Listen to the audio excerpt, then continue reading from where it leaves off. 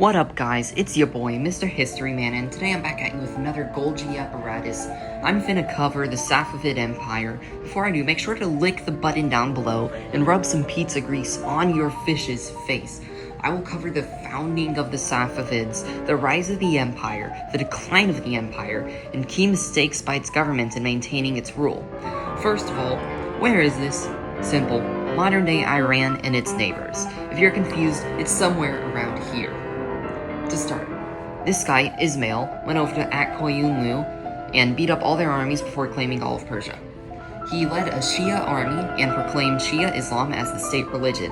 He then proceeded to conquer for a few decades until the Safavids looked like this. Ismail needed to stabilize the region. Only a few steps were needed. Create a strong government, don't get invaded by a rising empire like the Ottomans, and force all of Persia to become Shia. It couldn't possibly be that hard. Right? Wrong. Bureaucracy was created with experienced bureaucrats, creating a strong administration and tax collection system. Then, Ismail found out, forcing an entire region to join your religion is not that easy.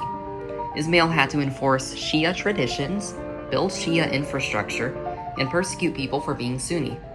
All of this contributed towards the Ottomans invading the Safavids, where Ismail lost a battle to the Ottomans and became drunk and depressed for the rest of his life. After he died, quite a lot happened. The Qizilbash, or local rulers, provided tax and soldiers to the Shah, the ruler of the Safavids. These guys had a ton of power. Like the Ottomans, the Safavids began sending converted slaves into bureaucracy and military. Economically, the Safavids had tons of silk to export. This created a state-sponsored industry and monopoly that made the Safavids incredibly rich.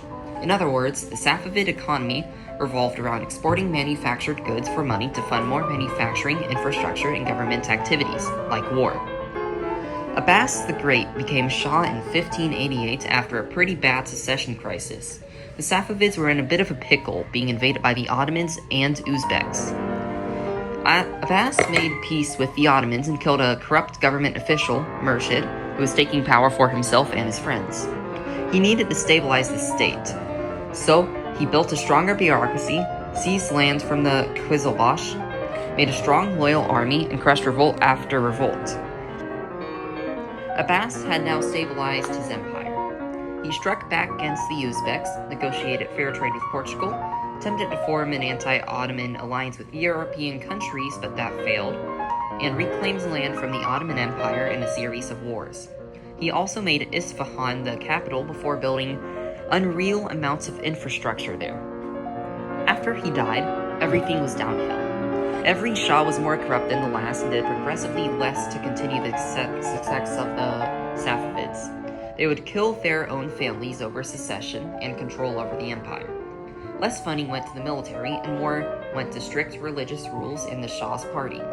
Consequently, the Safavids were overthrown by the Afghans in 1722 and fully collapsed in 1736. This all sparks the question, what should the Safavids have done differently? The answer, to me, is clear. A strong continuation of Abbas's practices, more centralization, continued modernization, and dominance of trade.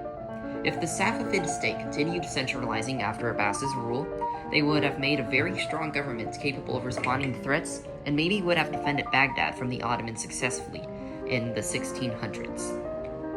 This would also support the modernization of the Safavids, who fell behind after Abbas died. They would have a strong government capable of embracing new technology and keeping the military up to date. Finally, trade dominance would have strengthened the Safavid economy greatly. Maintaining control of Baghdad, which I previously mentioned they lost, would have supported Safavid trade. Furthermore, the Safavids could have launched military campaigns against the declining Ottomans later in the century and advanced further into the Middle East, taking important trade cities like Aleppo, which would let them access the Mediterranean and export silk to Europe even easier than they already were. Furthermore, more religious tolerance would have prevented the eternal collapse at the end of the Safavid Empire. That is the end of the video. Thank you for watching, and check out some more videos coming soon.